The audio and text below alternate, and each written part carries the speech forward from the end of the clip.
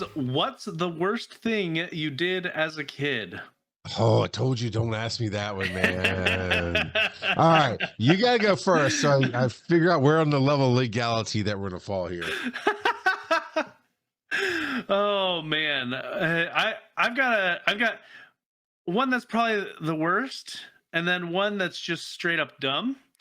We'll start with the worst. Is probably my dad asked me to put his scriptures in his room, and instead of just going in and setting them in, I tossed them onto his bed, onto my parents' water You bed. told this story, but it was in the pre stuff. Nobody's ever I heard think this of me so. before. Yes. So I tossed it onto the waterbed. It bounced. My parents' headpiece for their bed was like it had shelves on it and a mirror. It Yes, bounced it and did. hit the mirror and completely shattered it. And I just Excellent. and I go slinking back, and my dad, growing up, I thought he had a bit of a temper, but as a parent, I'm like, no, he earned that temper. but I go slinking back, and I'm like, Dad, I I broke the mirror. And he's like, what? I'm like, I broke your mirror. And Technically, Joe, Jesus did it. and he it is, considering how much that mirror probably cost to replace, he was remarkably calm, like just crazy calm. And it may have helped that we just got back from church. I don't know. All I know is it he it was, it left a lasting impression how calm he was in that Okay, moment. I gotcha. So we're talking mischief and not criminal deeds that have a statute of limitations. Got it. Got I it. mean, Now, see, now I'm glad you went first. if you want to talk about your statute of I mean, limitation. I don't, and that's why I told you. Like, no, I did. I can be honest. I don't really want to be that honest. So now I get the gauge. I'm glad you went first. I'm glad you went first. That's all I'm saying. Now, talking about your dad and this, I'm not a segue to my story. I just want to say this thought before I forget it. You're talking about how you thought he had a temper as a kid, and then as a parent, you're like, oh, I get it. My wife's the same way. All her life, we went to this. Well, no, I'm sorry. I don't know if I said we. All her life, her and her family went to this beach house at Polly's Island. And when I say family, it's the grandparents and then the three children, which would be the parents with their spouses and kids. Right. So now you're talking about big beach house full of, and you kind of rotate through the week, or they go for a week and a half or whatever it was. And you come in, some people come in for 2 nights, some people would come in for the whole time, whatever. All you had to do was get there. They'd feed you. There was plenty, you could go to the beach right across the street, those kind of things. And when I first met her and she's talking about this, I'm like, that's rich people stuff, man. And we had conversations and she didn't think it was that big of a deal, whatever. And the thing is, her grandfather was on the city commission, Atlanta Board of Commissioners. And he was so instrumental in bringing Delta to Atlanta as its headquarters that when he retired, Delta gave him unlimited flights around the world. So, which he used Nice. enough. Yeah, I mean, like, so she didn't. I mean, you grow up in that, right? She just didn't understand that what that meant until, because you're talking about, I'm getting to the point where your dad and anger and parenting, until we decided to go as a young couple with 2 little kids and go in with her mom and get our own house, because it was just getting too crowded. With now you got grandkids, great grandkids, and all this other stuff going on, right? And so we decided to get our own house, and it's stupid expensive, right? And I mean, we worked it out between us and her mom and used some tax refunds and whatnot. And it wasn't nearly as nice as the other house. It's further into the island. We had to walk or drive through. And Erin went to her parents after seeing it like you did, went, oh my God. Even the whole, oh, you don't have to do anything but show up. That's still money to get here, gas money and food on the road. And of course, you're going to go play putt-putt or something. You're not just going to sit at the house all week because it's too tempting. Everybody's always going out. Yeah, dude, that two things there. One, the appreciation of why parents are who they are. And, as you're now a father, you think back about how Jesus broke the mirror in your dad's room and blamed you for it. But how cool your dad was about it because he knew it was Jesus. You can't be mad at Jesus. He's cool, man. So, your dad's like, but, he could have been really angry.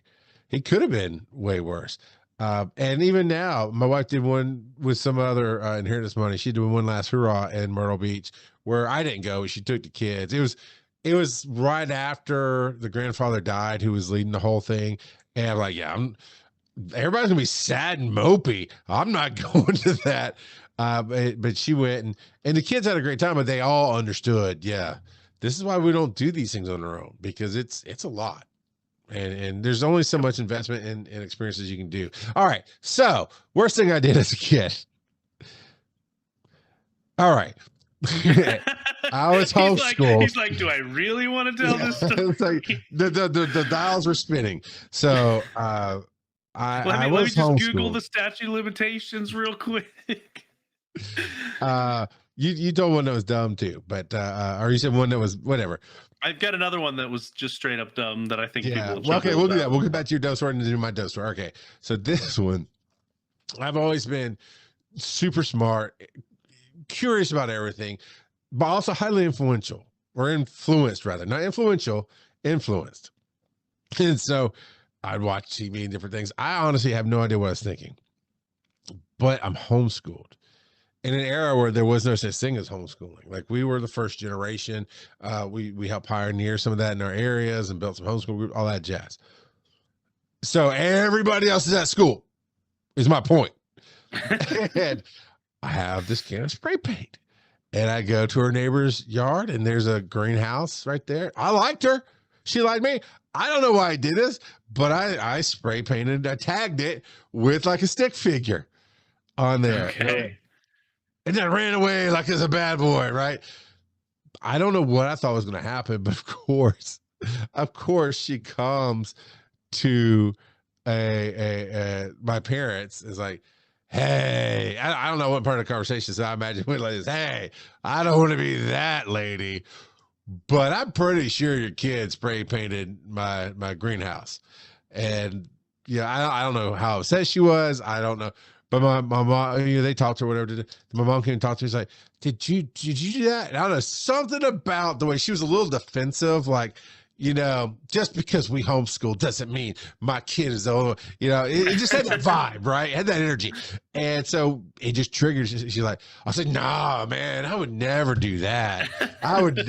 And I don't know why she bought it. I think she just wanted to. I think she was, like I said, I think she's being a little defensive about being confirmation bias. A weird homeschool mom, right? So her kid would never do that, right? I'm telling you, I was raised black, man. My mom was always, my kid would never do that type of lady. So yeah, Charles being a cliche homeschool kid explains so much. Just shut it, Rando. So I today, as a parent, my kids have done a lot of things, nothing quite like that, but I'm like, I don't just take your side in things because your daddy made the rules for everything. There's rules out there in this world because of the things that your daddy did. So you just got to make a case. You got to tell me the truth. And I know, I can just smell it. I know when you're lying.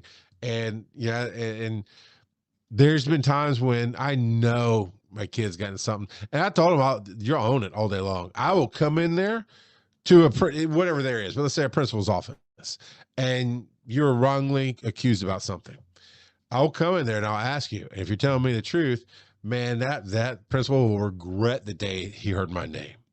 I am very good at making people miserable, but I know when you're lying. If I come in there and you're lying or you're not telling me the whole truth, then you're done.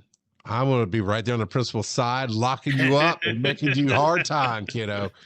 And that's honestly what I would appreciate. I wouldn't have appreciated it then, but had I had been made to go and clean that paint off or use my allowance or whatever to I mean, I couldn't have afforded to pay her, but whatever allowance I had, pay her something, it would have made more of an impact. So, all right, what was your dumb one?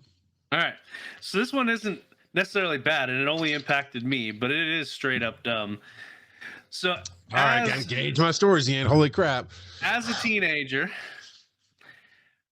I I didn't understand how losing weight worked.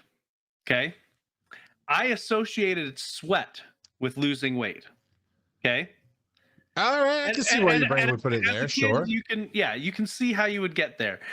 I didn't think about anything about what you're eating or whatever. Just you exercise, you sweat. The sweat makes you lose weight. Okay.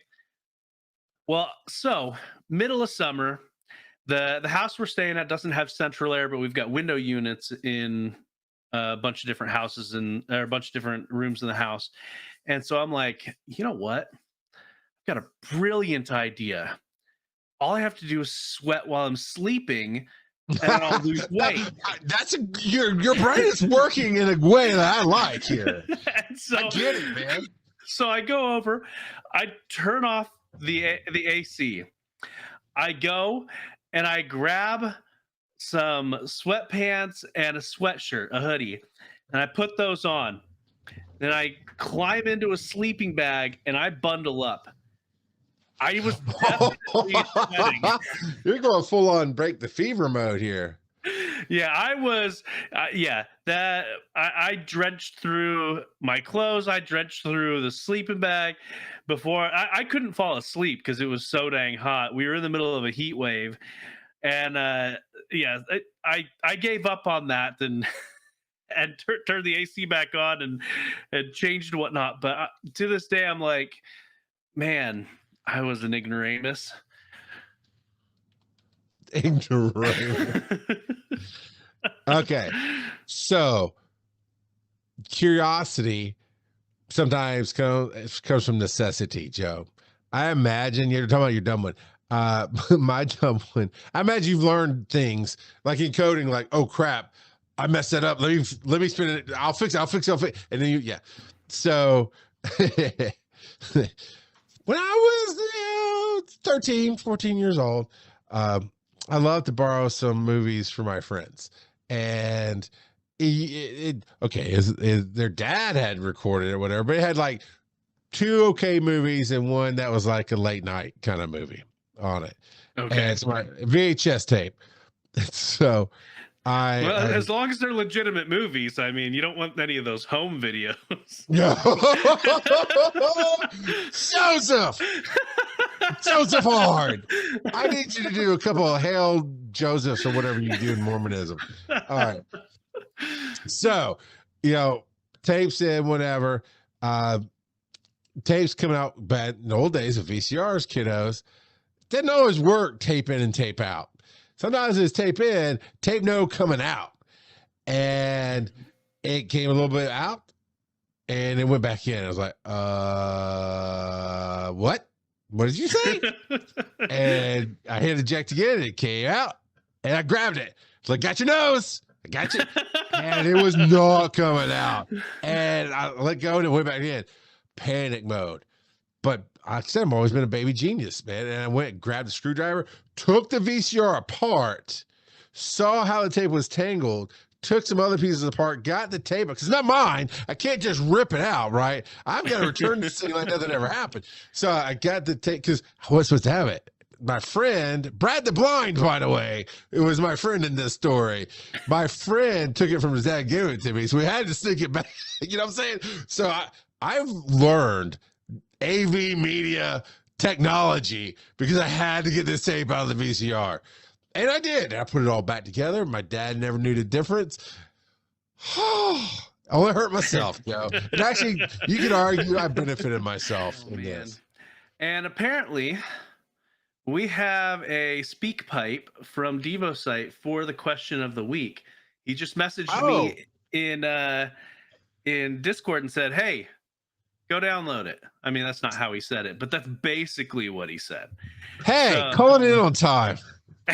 No, he got it in an hour ago, but it was past when I had checked it. So we've got this from DevoSite, and it is, again, what's the worst thing you did as a kid? So let's hear about Devocyte's checkered past. Confession time. I was accessory to theft of a motorcycle. A new friend at school, hanging out at his house. They're new to the area. His mom says, "Hey, let's go for a ride, around the countryside. I want to kind of get to see it. It's beautiful here." And his cousin's with us. We're driving along by a farmhouse because his cousin sees a motorcycle, jumps out, gets on it, and begins and steals it. A day or two later, he comes over to my house and it was cutting out. He starts asking me, I'm like, I don't know much about motorcycles at that point. But my friend Gary, who had been a longtime friend, but he dropped out of school and he was kind of figuring his own life out. I walked up to his house with a motorcycle, and he looks at the motorcycle, telling the story, and he cold cocks this new friend, and my friend just starts crying, and I start crying. And he's like, "Man, you're just gonna mess up your life. Don't do this. You got so much in front of you. Get away from this joker." And it really had an impact on me. And I've always thought very deeply about that and remember that in my friend. And I mean, that's a real friend, right? So, yeah, I could have made some bad choices, and with the help of a really, really super good friend, did not. So. Charles, the entire time, is prepping for the dad joke. I really was. I mean, I had my hands on my headphones. I was pulling them off my head, getting ready to throw them. That's a very touching story. But I was a little gun shy on it. I'm not going to lie. I'm not going to lie. Devocyte's good about keeping you guessing when it's going to be a dad joke. Really is. He really is.